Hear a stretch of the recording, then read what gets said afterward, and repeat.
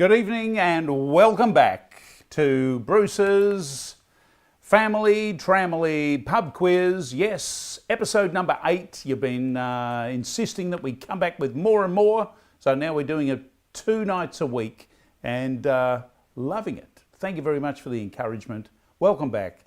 So no matter whether you're playing it by yourself, with your partner, against your partner, with your family or a team, welcome to the Tramily family-friendly pub quiz, because we're in isolation here in Melbourne and we can't get together, so we can get together with our masks. A huge group of us, that's right, a huge group of us getting together without masks because we're in lockdown still. Very sad. What a year. Wake me up when it's 2021. Gosh! But here we are. We can still have a quiz together. This is going to be about 1 hour. And we're going to go through 40 questions. So grab your piece of paper, your pencil, your pen, and be prepared for 40 questions. They're in 6 sections of between 6 and 7 questions per section. And we will review the answers at after every 2 sections. And there are bonus questions along the way. Now, one of the things we do is issue we have a mistake in every quiz, which some people pick up for a bonus point. Last quiz, the bonus point was available and only a couple of people got it. You've got sharp ears. I said, who were the Bible people that were thrown in the oven to be burnt alive, only to walk out without a scratch on them, not so much as sunburn? They were protected by angels, the Bible says. I said it was Shadrach and Abednego, and of course there were 3 brothers, Shadrach, Meshach and Abednego, and only a couple of you got that. You get the bonus points. Well done. So keep your eyes and ears open. Where is the intended mistake? You pick up your bonus points. So you can message me to claim your bonus points. Now the other thing we do is that this is a free quiz, and that means you've got the opportunity, because I'm an advocate for Movember, to raise some money as we do for research to help men live longer. I'm a cancer survivor, prostate cancer. I only found out I had cancer by accident, motorcycle accident, literally. So don't you find out by accident, be proactive. Have a darn good talk with your GP. If you've got a man in your life, a father, a son, a brother, workmate, family, cousin, friend, whatever, have a talk to them. Don't rely on the doctor to keep track of things. Keep your own list of PSA. You can be very friendly with your doctor. He can put on the rubber glove, but he's only going to find 25% of your prostate that way. The only way to have a look at what's happening the whole way is to keep track of your PSA. Now, interestingly, my PSA went from 4.6 to 4.8, and the GP, the doctor in the hospital where I was recovering from my motorcycle accident, raised an eyebrow. We only did the test by accident. We didn't even mean to do it. But he raised an eyebrow when he found out it had gone up 0.2. Normally the threshold is 5. I didn't even get there. So, and I didn't have any symptoms. I've just found out my brother has shot up and down on his PSA. He's gone up to 7. And he said he's got the trifecta. Dad, myself, now he. I said, no, double trifecta. Both our grandfathers, Dad, his brother, he and me. 6 of us. Gosh. And you think it's never going to happen to you because you eat well and you exercise, but it's not true. So keep an eye on it. And check out the Movember site. There's lots of great information there. And donate. If your normal pub quiz is a couple of dollars, $5, donate it. Go to Facebook and put in Melbourne's Happiest Tram Driver, and you'll find my Facebook site with a link to donate a few dollars there, and we can raise some money for vital research into men's health. Movember looking after prostate cancer research. Some great research being done there. Testicular cancer, the young man's cancer. Check them out, guys. Don't leave them by themselves. When you're in the shower, check them out. We don't want any extra lumps. And mental health, because that's why we're doing this quiz. Bringing people together on the line so that we're not alone anymore. So here we are at the quiz, and we'll have a good time over this hour and the 40 questions. Now, there is a bonus thing. We do a mystery object. Now, there are possibly two names. So I'll put 2 points up for grabs for this mystery object. Here it is here. Some people will know what it is straight away, others not so. There are two names that this commonly goes by. Let me just show you. It opens up. It has a blade. There's a tiny little one. Two names. One because of where you put it when you're carrying it. The other one is because it's the shape of something else. So have a think about it. There are 2 points up for grabs. How many points will you take home from the mystery object as I lose my questions over here? So let's get going. Got your piece of paper, your pen. So let's get going on this with question number 1 and 40 questions to go. We're going to start off with, then the first one is what I call two of a kind. And in cities around the world, sometimes there are things that are in two cities.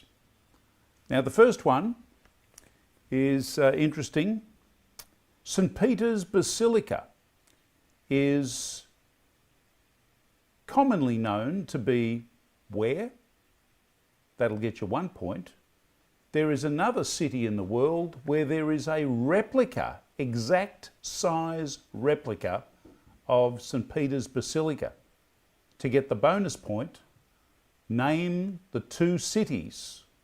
Even the two countries would be enough as to where St. Peter's Basilica is. Interesting. Two places around the world, two of a kind. So have a talk about that. Have you heard of the other St. Peter's Basilica?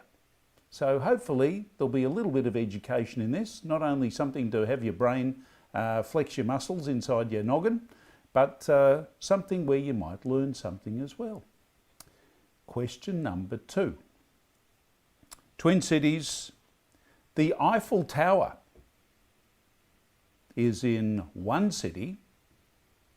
You get a point for that if you know where the Eiffel Tower is. Where is the other city with, was it half size? Half size. Positioned at the end of a huge esplanade with a lovely grassy verge right up the centre of town. Very, very wide boulevard. I've been there. Where is the other Eiffel Tower? Scratching your head? Good, because these are supposed to be trivia and brain teasers. So, third question. Which two cities have a Statue of Liberty? Now, some of these you can make an educated guess at, which might get you very close to the right answers. So let's see how you go. Which two cities have the Statue of Liberty? Feeling confident? I hope so. Question number 4. Now there are 3 points up for grabs here if you're a smarty pants and you've got a wide knowledge of the world. Which cities have a Cleopatra's Needle? Not for sewing, you sewers out there. No, not for sewing. Cleopatra's Needle is an obelisk, a stone obelisk. It's a single piece of stone. How long is it? As high as a lamppost, maybe taller. 50, 60 feet high, stone, and with hieroglyphics on the side. There are 3 cities in the world with a Cleopatra's Needle. Which 3 cities are they? Have a guess. Have a talk about it. Have you seen one? Have you been there? Did you go on a trip, have a photograph with it? Interesting. All right, not much travelling around the world going on at the moment. So we come to question 5. Venice, the city. There are 2 Venice cities. with waterways instead of streets? Where are each located? Where are the two Venice cities located? Maybe you've been there. I hope so. It's interesting. You have a boat at your back door.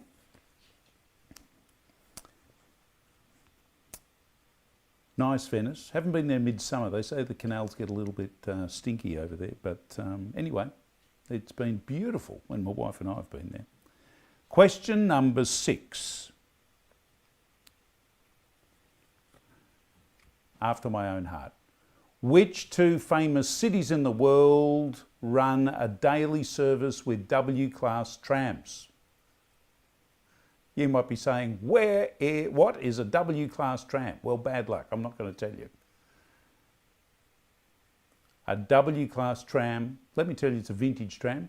A daily service. Which two famous cities in the world run a daily service with a W-class tram? 2 points up for grabs. And there has, through the years, been an interchange of trams between these two cities. Yes. So, that is the end of section 1. 6 questions down, and we're off to a good start. Hopefully you've got some questions there. Looks like we've got some front row seat possums going on there. But question number 7, in a section which I call songs, groups and artists. So I'll give you the words to the song. You tell me what's the name of the song and the group, or the singer, the artist. So question 7, Almost Heaven, West Virginia, Blue Ridge Mountain River, Shenandoah River. Who sung those words and what's the name of the song? Almost Heaven, West Virginia, Blue Ridge Mountain, Shenandoah River. Who sang those words and what's the name of the song? Pretty big artist. Hope you get that, if you're into that genre of music. Question 8, in group, name the song and the artist. The words are, I don't really want to stop the show, but I thought you might like to know. I really don't want to stop the show, but I thought you might like to know. The song and the artist or group. How are you going with that? Ring a bell? Oh gosh, it's on the tip of your tongue. You know the words. Wrestle with it. Get it in a headlock. Get it down on the floor. You can get it. I know it's there. Question 9. Question 9. The words to the song, the lines in the song are, as you stopped to say hello, oh, you wished me well, you could tell. Or you couldn't tell. Can't read my own writing. As you stopped to say hello, oh, you wished me well, you couldn't tell. Name of the song and the artist. How are you going with that? Used to dance to that? What's the name of the song and who's the artist? Simple. 2 points for all of these, 1 for each. Question 10. You can knock me down, step on my face. This is pretty brutal stuff, this. Slander my name all over the place. Name of the song. Who sang it? What's the name of the group?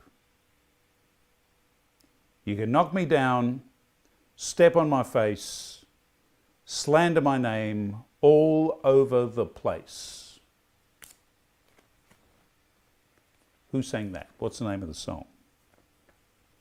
I know Mish, I know your dad would know that. And a young customer service guy at Metro Trains will know that as well, won't you? Question 11. I saw the light on the night that I passed by your window. I saw the light on the night that I passed by your window. Name of the song. Oh, you know it. It's on the tip of your tongue there. Gosh. But can you write it down? That's the question. Sometimes it's better to do this as a group and bounce some ideas off. Did you go to the concert? Did you buy the record? Got a CD tape? A cassette tape. Remember them? Wind them back with pencils? Gosh, what a nightmare that was. Question 11. I saw the light on the window. I saw the light on the night that I passed by your window. Question 12. Question 12. I could change my life to better suit your mood. I could change my life to better suit your mood. What sort of mood are you in? Are you on top of all of this, or are you getting a bit grumpy? I hope you're on top of this. 2 points up for grabs. Name of the song and the artist. These are big artists. Big, big, big. And the final question before we review the answers.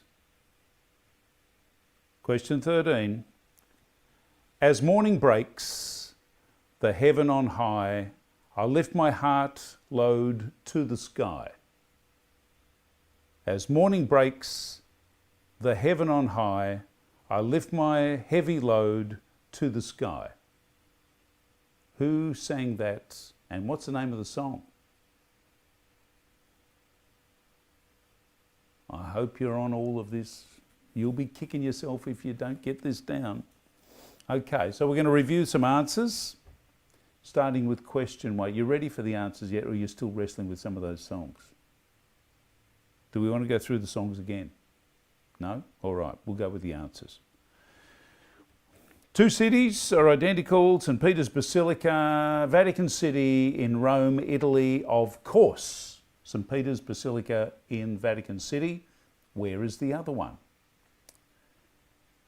A dictator in Africa decided that he was going to spend his poor nation's wealth, what little money they had, on building a St. Peter's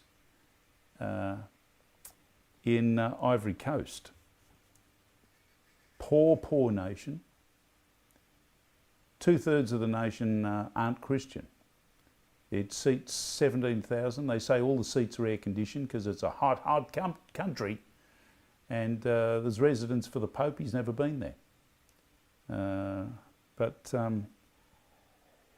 Yamoussoukro, the capital of, is that how you pronounce it? Yamoussoukro is the capital of Ivory Coast. It's right there. Huge replica. And took years to build, but there it is. Who would know? No, I don't think anyone's ever been there for holidays. It's Ivory Coast, right up there on that bulge of Africa where it bubbles out, Mali and that sort of stuff on the west coast, where the top part of Africa. All right, question 2. Which 2 cities have an Eiffel Tower? Well, I hope you get 1 point for this, because one city is Paris, France. All too easy. Where's the other one? Unusually, it's in Japan. Japan and Sapporo. Sapporo is the capital of the little island, or big island, right up the very top of Japan, Hokkaido. Capital Sapporo has a magnificent Champs-Élysées style grassy avenue, boulevard, right down the centre of town, with trams and gondolas that take you in the wintertime up onto the mountain. It's spectacularly set up for skiing. And down the other end of town, away from the mountains, you've got the Eiffel Tower. Spectacular. I think it's a half size, but it's beautiful. In the winter, they also, down the centre strip, they also have ice carving exhibitions. And of course, being wintertime up there, it is freezing cold. And they stand outside. They don't have to freeze them at all. It's just very cold up there in Sapporo in the wintertime. So there's your 2 points. Sapporo, Japan, and Paris, France. Hope you did well with that one. Question 4, Cleopatra's Needles, those great big stone obelisks, arguably stolen from Egypt, because there aren't any left in Egypt. No. Where are the 3 cities for 3 points? One city is London. Big story about how they got it there. They had to build a special submarine to put it in, to get it there, tow it behind a ship. And it's there, down on the embankment, on the banks of the Thames. The other city is Paris. You could have guessed that with their close association with the Middle East. And the third city, which is the sister of a pair of obelisks to the London one, is New York. Yes, New York. So you get 3 points if you get London, Paris, New York. None in Rome. I hope you're doing well. Question 5. Venice is located in 2 countries. One, of course, is in Italy. The other is in America, outside of Los Angeles, or even you could argue it's within the boundary of Los Angeles. Venice Beach, built up as a rivered, canaled city, probably not as big as originally designed. The design was for it to be quite a large city. I think it's a lot smaller than it was originally designed, but it's there still. So take your boat in, park it at the back door inside, and you've got your car on the other side. You can drive out. Very convenient, and I'm sure a lovely lifestyle if you're into boating, and who wouldn't you be? So, hope you did well with that one. And question 7, no. Question 6, the last question in this section. 2 famous cities that run the W-Class tram. W-Class tram is a Melbourne-built tram from about 1953-54 and shared with San Francisco. And it's interesting because when Melbourne first went to electric trams, San Francisco shared its trams, and I think maybe even cable car trams were shared from San Francisco to Melbourne in the very early days. Strong tram brotherhood between the 2 cities, and San Francisco runs Melbourne W-Class trams. We run them now only for the tourists on a daily basis on what we call the number 35 run, the City Circle run around the city. And if you're a tourist, you can get on and off free, as it takes you around the edge of the CBD, including to Victoria Market. And you get a great excursion on the W-Class trams in San Francisco as well. It's not free, they pay for themselves, but it's not a lot of money. And it's a wonderful experience, great city to explore by tram, San Francisco, as my darling wife and I have on a number of occasions. So I hope you've done well with that. 2 points up for grabs, Melbourne and San Francisco. So the second part, songs and their artists. I'm going to do some singing in this if I can, which might be a bit embarrassing, but we'll see how we go. Question 7. Almost Heaven, West Virginia, Blue Ridge Mountain, Shenandoah River. Yes, Take Me Home Country Road. Yeah, I hope you got that one. That was all too easy. Who sung by? The Colorado Kid, John Denver. Yes. So that's a great song, certainly from my youth. So I hope you did well on that one. Question 8. I don't really want to stop the show, but I thought you might like to know. It's Sergeant Pepper's Lonely Hearts Club Band. Did you get those words? I hope so. The Beatles. Who else? So I hope you did well on that one. Question 9.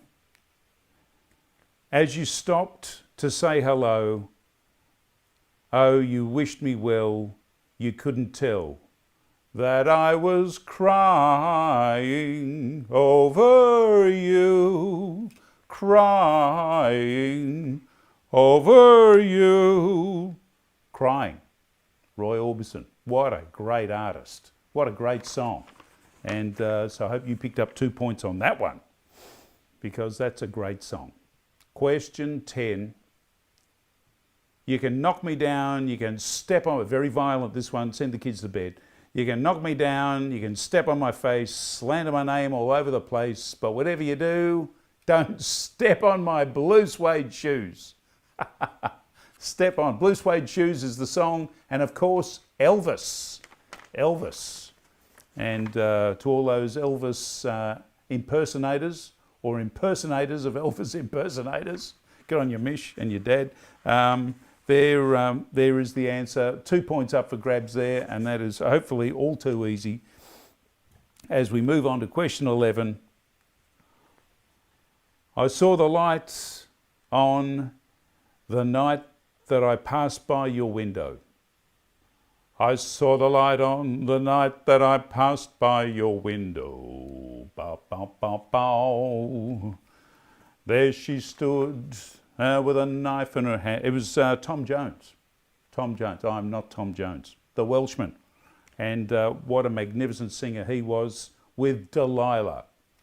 Why, dear Lila? Ba-da-da-da-da-da. There we go. So that's enough of my singing. Delilah, Tom Jones. I hope you got that one. As what a fantastic artist live. Sensational. Question 12. I could change my life to better suit your mood because you're so smooth. The Comeback Kid, yes, came back from oblivion. Carlos Santana with Smooth, and what a comeback song that was. Great guitar player, and of course that song really put him back on track. So he was in the Boondocks there for quite some time, sadly, and that was his big comeback song. Magnificent. So question 13, the last one in this section. As morning breaks, the heaven on high, I lift my heavy load to the sky. Harry Belafonte, Island in the Sun. Oh, island in the sun, birthplace of my father's land. Anyway, Island in the Sun, Harry Belafonte, and what a magnificent song that was. Top hit all around the world. So I hope you picked up that one. Oh, Island in the Sun, Harry Belafonte, fantastic artist. And that is the end of singing for me tonight, which you are all grateful for, I am sure. As we move on to section 3, question 14. And this is measurement, looking for units of measurement. So hopefully some of these you'll pick up some easy points. Only 1 point per item here. So question 14, what is the metric measure of length? The metric measure for length, the standard unit metric measure of length. I hope you're saying that's too easy. So we'll move on to question 15. The electric unit of potential. The electric unit of potential. What is that measured in? Potential. Things that might happen. The potential of something to happen. The electrical unit of potential. Have a talk about it. You got an electrician in the family, in the room? That will help, hopefully. Otherwise you wonder why they're an electrician. Question 16. The imperial measure for work done. Work done. Yes, that's like your room needs tidying up. That's not work done. Oh, good job. Your room has been tidied up. It looks really neat now. The dishes have been done. The dishes have been put in the dishwasher. That's work done. But what's the measure of it? What's it called? What's the unit of work done? a happy boss of the household. That's what the measure is. But there is a measure that is universally known of the imperial measure of work done. Question 17.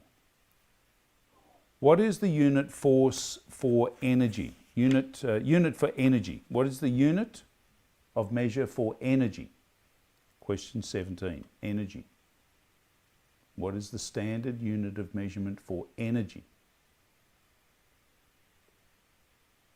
Which is the amount of energy you need in order to get your room tidied up, do the dishes, or stack the dishwasher. What's the unit of energy called? Question 18. The imperial measure for depth of water. The imperial measure for depth in water. How did the British Empire measure the depth of water? Some of you will know that too easily. I hope so. Get a quick point. And the last question in this section, question 19, what is the metric unit for measure of pressure? What is the measure of pressure in metric?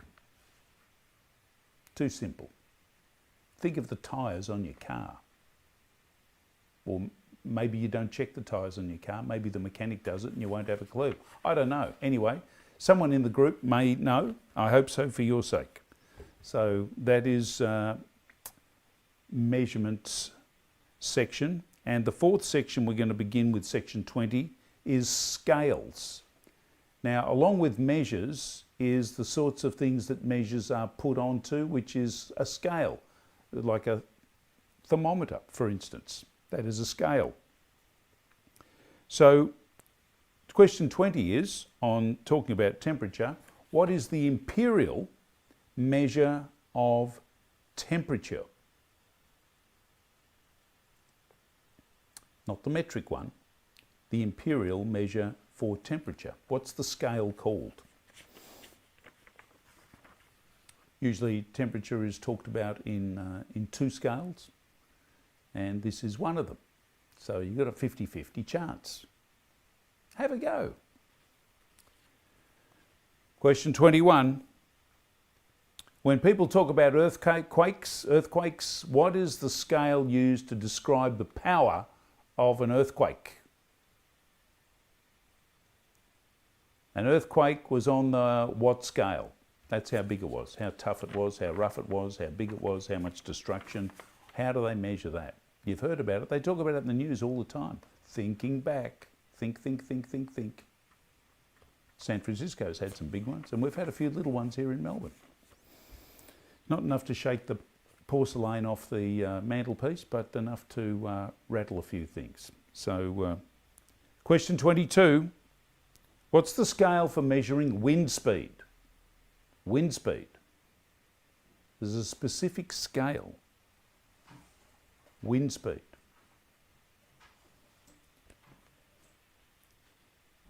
Have a think about it. And question 23. This is a funny one. Did you know that chili peppers have a scale for how hot the chili pepper is in your mouth? Yes, it's true.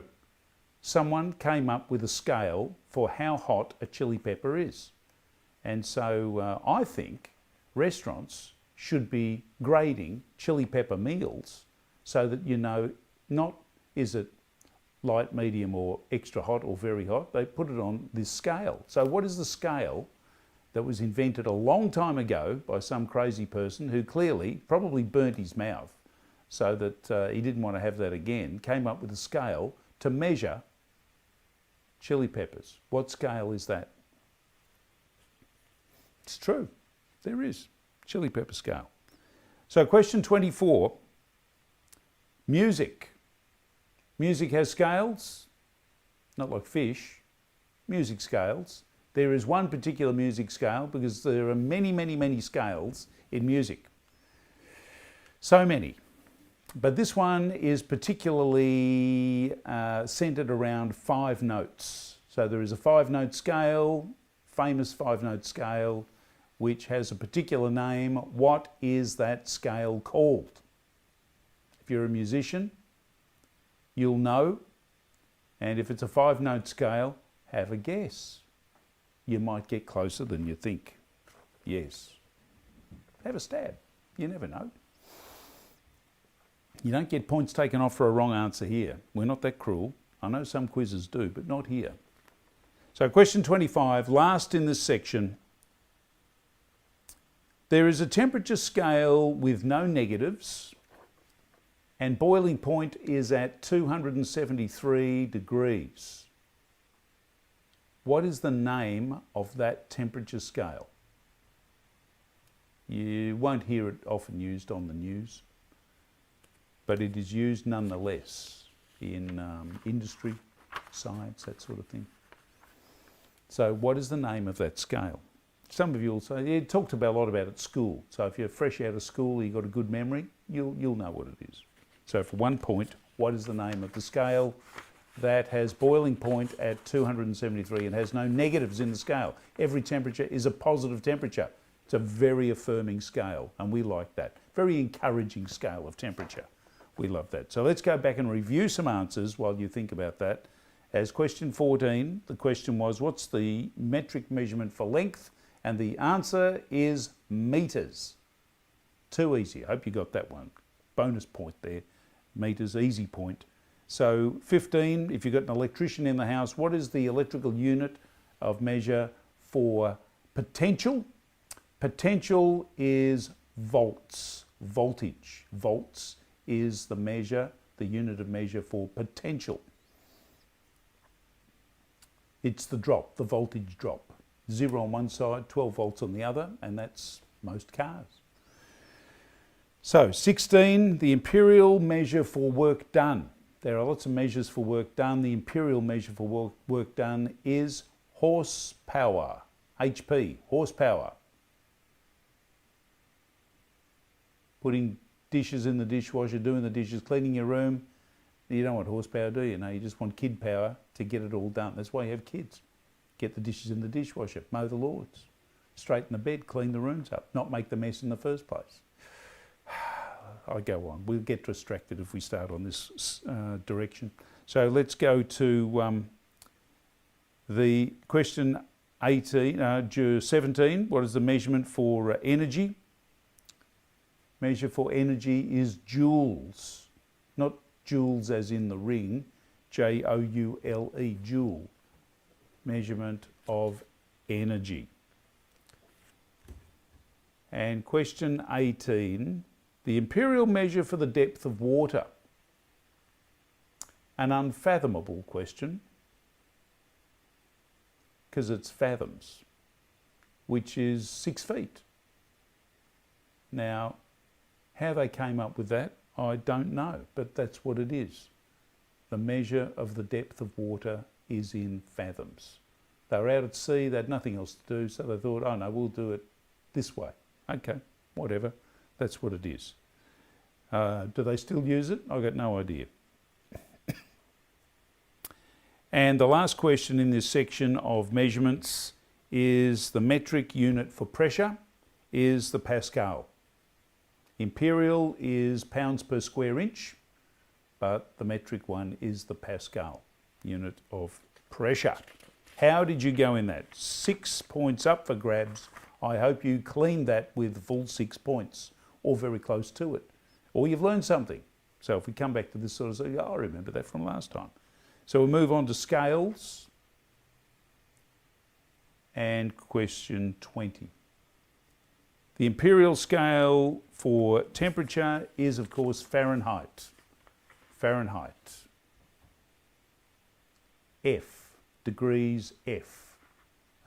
Used in England, Scotland, America, Australia, and I don't know what other countries, but Fahrenheit. I hope you did well with that. 21, question 21. The scale measured for earthquakes is the Richter scale. The Richter scale. What is it?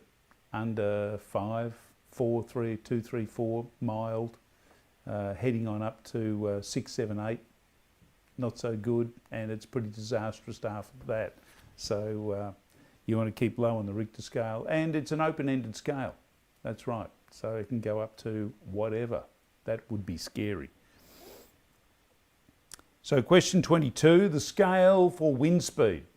Now, wind is measured in miles per hour, but the scale is on the Beaufort scale. Yes, and the Beaufort scale was established on the HMS Beagle, which was Charles Darwin's boat of exploration. And it was Mr. Beaufort who came up with the scale in 1805 to measure, put on the wind scale for miles per hour as to whether it was a gale force wind or a typhoon or a hurricane or just a gentle breeze. That's the Beaufort scale. Question 23, chili peppers. Chili peppers, of all things. Now, this scale was invented by a guy called Wilbur back in 1912, and generally speaking, the scale ranges from 1,000 to 10,000. Most peppers fall into that until someone discovered the bell pepper, and it goes up to 100,000. Now, that is enough to set fire to anybody. Keep me away from those. I think 10,000 would be more than enough to satisfy my sweaty brow and breaking out when they get into those beautiful curry luxes from Malaysia, or tom yum soup, or any one of those beautiful chili dishes. Fantastic. So be careful. That is the Scoville scale of chili pepper heat. Ask for it by name. Question 24, music scales. There are so many music scales, but the one which is 5 notes, exclusively 5 notes, is the pentatonic. Penta as in 5, pentatonic. I hope if you didn't know it, you had a darn good stab at it, and the pentatonic is the one we are looking for there, the 5-note scale. And question 25, the last one in this 4th section, the temperature scale, which 0 is set where, because temperature is talking basically all about atoms and they're vibrating. So warmth comes from atoms vibrating.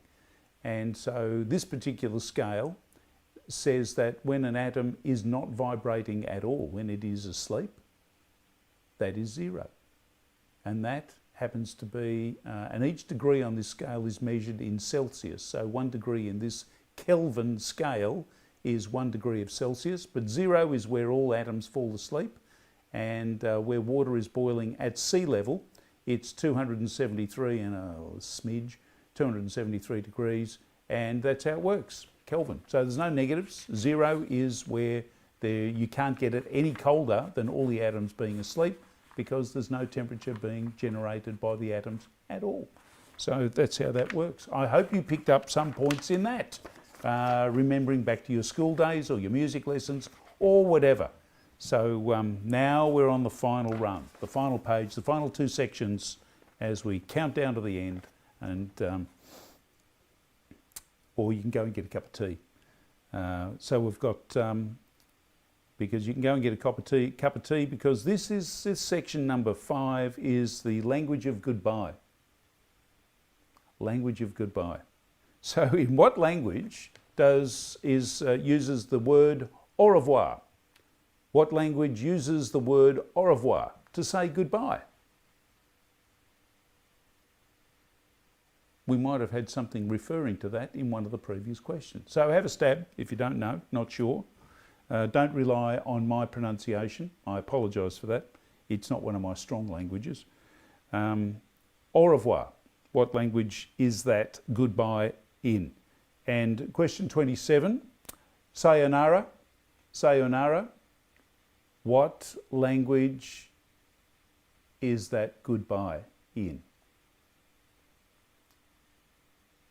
I hope you picked up 2 easy points here.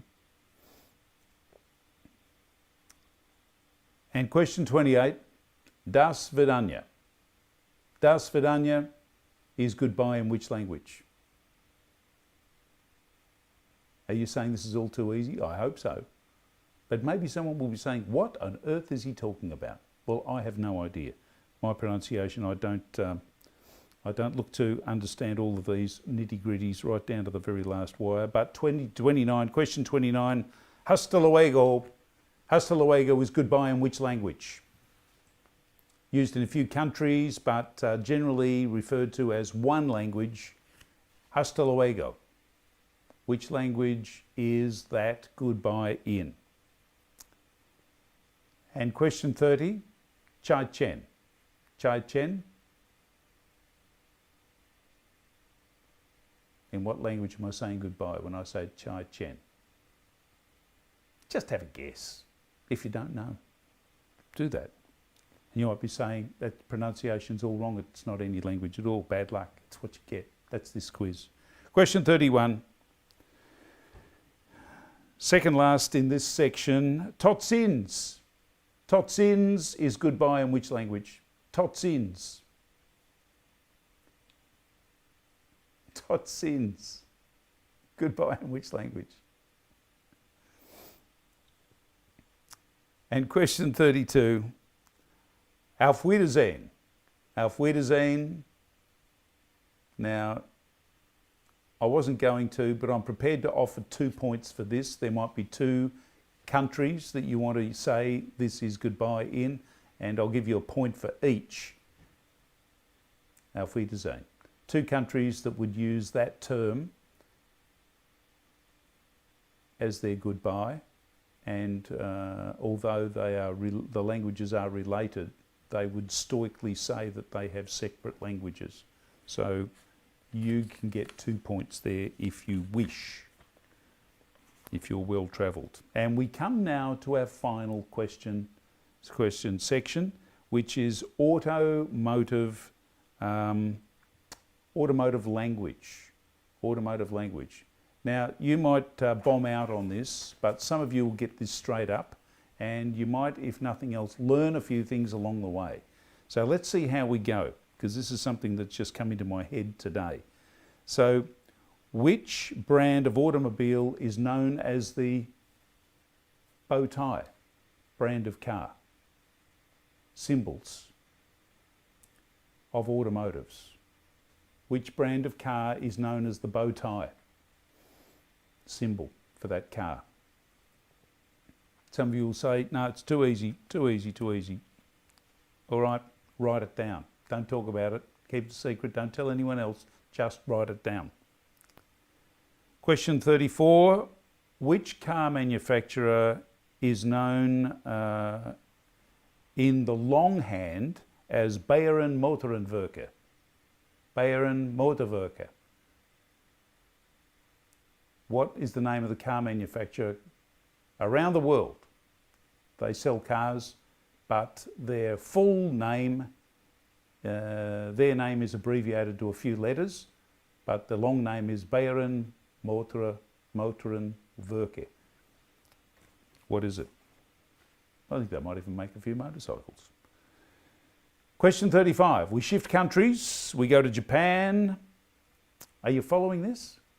Maybe you're learning something. Well, we'll get to the answers. Maybe we'll learn something.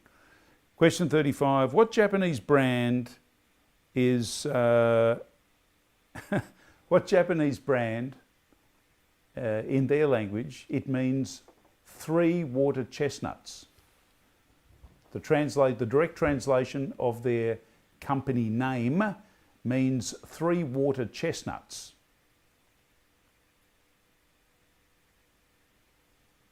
Now, they certainly don't advertise their brand as 3 water chestnuts, but if you take the exact translation, have a guess. It's a Japanese car manufacturer.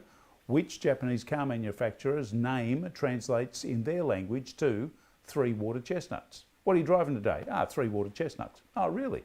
Nice looking 3 water chestnuts. No, they don't do that. There's a name for it. What's the name of the manufacturer? Question 36. In Japan's, again, what Japanese brand means mountain blade? Mountain blade. Now, the blade in this case actually refers to a samurai's sword.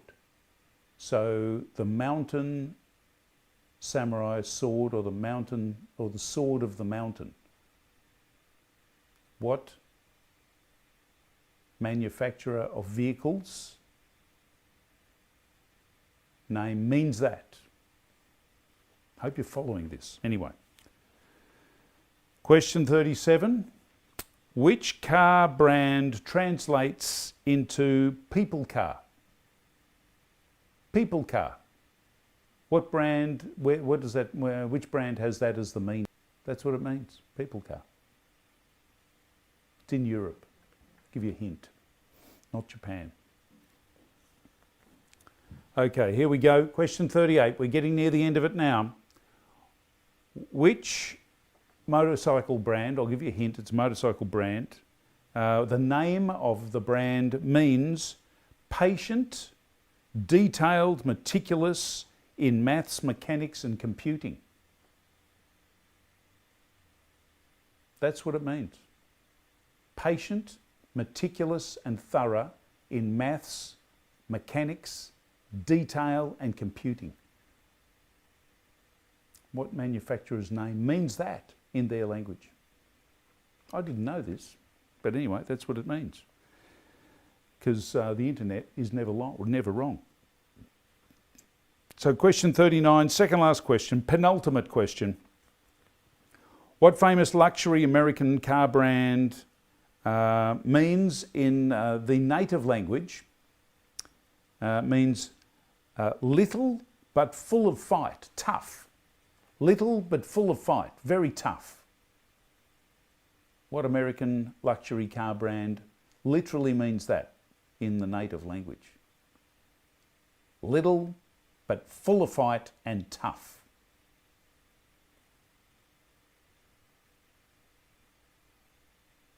American car brand, luxury. Have a guess. Don't leave it blank. And the last question, question 40, what French car manufacturer's name means in their language, in French, the advisor to the ruler's advisor. That's what it means.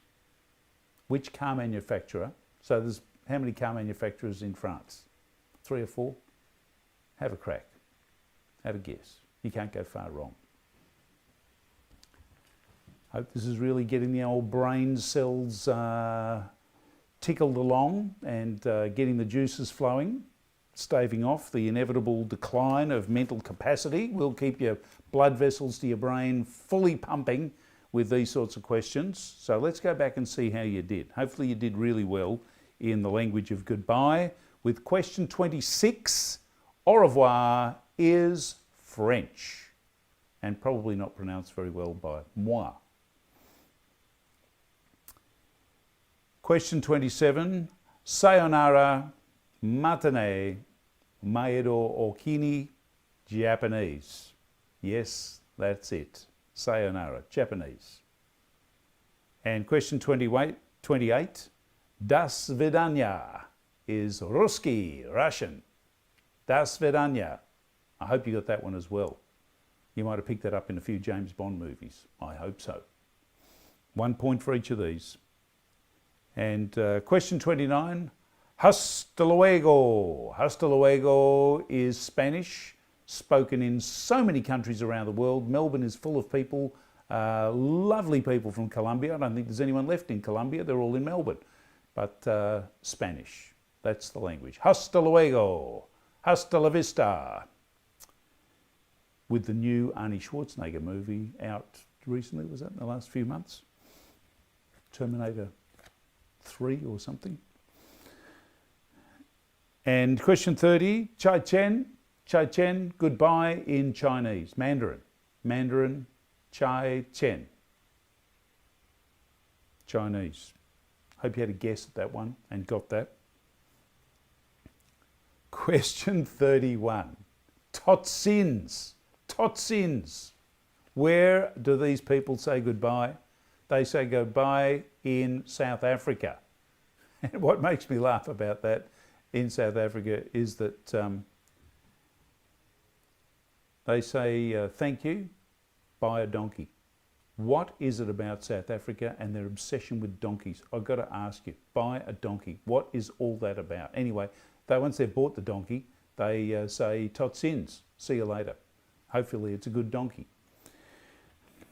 And the last one in this section, Auf Wiedersehen, Auf Wiedersehen. Now there are two potential countries here. Auf Wiedersehen. We'll start with the Auf Wiedersehen of Sound of Music. Yes, Austria, they say Auf Wiedersehen. Good night, farewell, was it so long? Good night, Auf Wiedersehen, goodbye. And then all the kids go off to bed one by one. Anyway, that was me singing. Maybe it wasn't. But Auf Wiedersehen, Austria and Germany, two countries that use that same term to say goodbye. So you can pick up 2 points there. I hope you did well with that if you've a devotee and a lover of Julie Andrews in Sound of Music. So let's move on to this curious one of automotive brands. And the first one is the bow tie.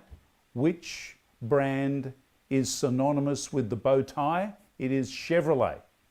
Chevrolet uses the bow tie. You'll see it on the back of their cars. They call it a bow tie. I don't think it looks much like a bow tie. But the story is that the founder, what was his name? Durant, was in Paris looking for technology or something. He was in Paris and he was in a hotel and fell in love with a symbol on the wallpaper, in the wallpaper of the hotel in Paris. And he loved it so much, he took a knife and cut the symbol out of the wallpaper and took it home with him. So if you're in Paris in an old hotel, you might find a piece of wallpaper missing that's got a repeating pattern of a bow tie. And that is how, they say, the bow tie pattern came about. He took it back home in his pocket and made that the symbol for his car company. So you can believe that or not, but that's what I've been told. I'd be interested to hear your version of the story. Direct message me. So, question 34, Bayern Motor and Werke is BMW, maker of motorcycles and cars, of course. And of course they own a few other brands around the world, not the least of which is Land Rover, I think. So BMW, based in Munich, right up there, 3,000 metres above sea level. What a beautiful town, Munich. And they've got a great museum. Been there, enjoyed that. Hope you got that one. And question 35, in Japan. In Japan, there is a brand that literally means three water chestnuts. Three water chestnuts. And I believe what the story is that the water chestnuts are in the shape of a diamond. So what they don't actually mean, three water chestnuts, even though that's what it says, they're talking about three diamond-shaped things. And the water chestnuts just have, although I've never seen a diamond-shaped water chestnut. You wonder where some of these people get these stories from. Anyway, three diamonds. What car company in Japan has a symbol of three diamonds or three water chestnuts? It is Mitsubishi. Mitsubishi, that's the one. I hope you had a darn good crack at that. And the other Japanese question, Mountain Blade. What company's name literally means mountain blade or sword of the mountain or mountain sword? It is Yamaha. Yama, which is mountain, and ha, which is blade of a sword type. Yamaha, they make musical instruments, of course. What don't they make, really, is there, Yamaha. So I hope you've either learned something or you got the answer to that one. And question 37 in the rundown, nearly there at the end. The people's car, which company in Europe literally means people's car? Volkswagen. Volk, Peter, people, Volks, people's, car, wagon, car, cart, people's wagon, VW. VW. Volkswagen, VW. I'll take either answer for that. Only 1 point, no bonus point there.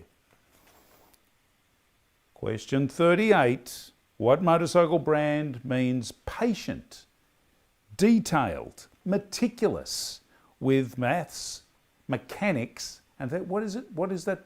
I'll tell you, it's in Italy. And of course, if you know me, it's Ducati.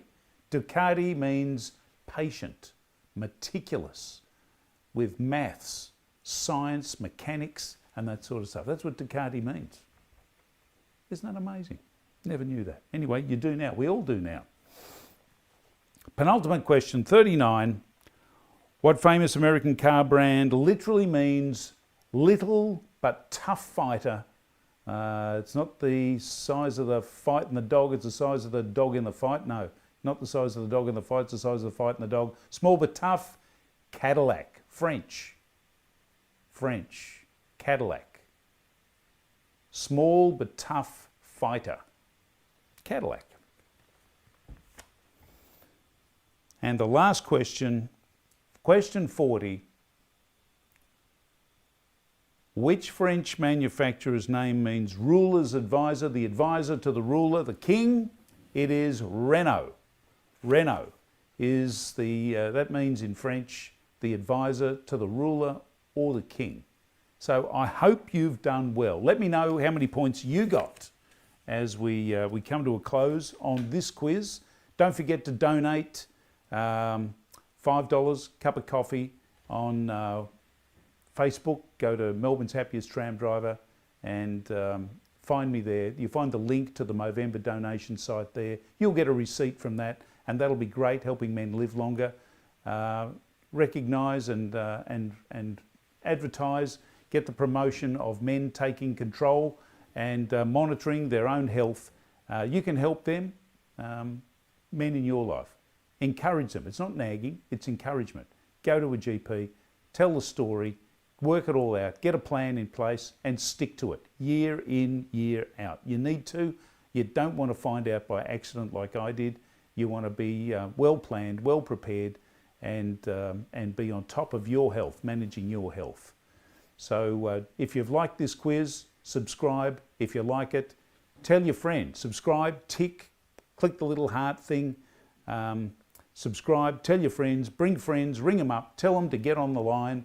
You can not only do it live, it's there on YouTube. You can go and play them as a replay. You can do it as a group thing. We're doing this so we can get together and have a bit of entertainment and fun together to alleviate this problem of lockdown and the isolation that's caused by being locked down, not being able to travel very much. So I hope you've had a great time tonight.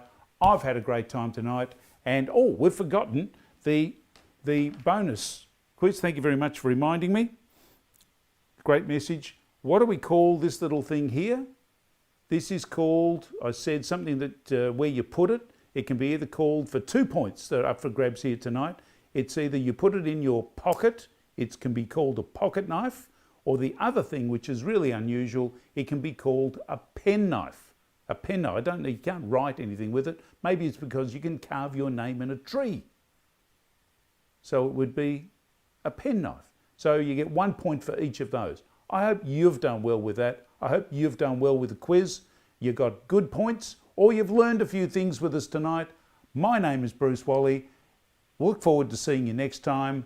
It'll be Thursday night, I think so. Thursday night, we'll be doing it again. So, oh no, not Thursday night. But anyway, we'll let you know. There'll be advertising up, and have a great evening. Stay healthy in your mind, stay healthy in your body, and keep your brain active with a bit of quizzing every now and again. See you next time. Bye.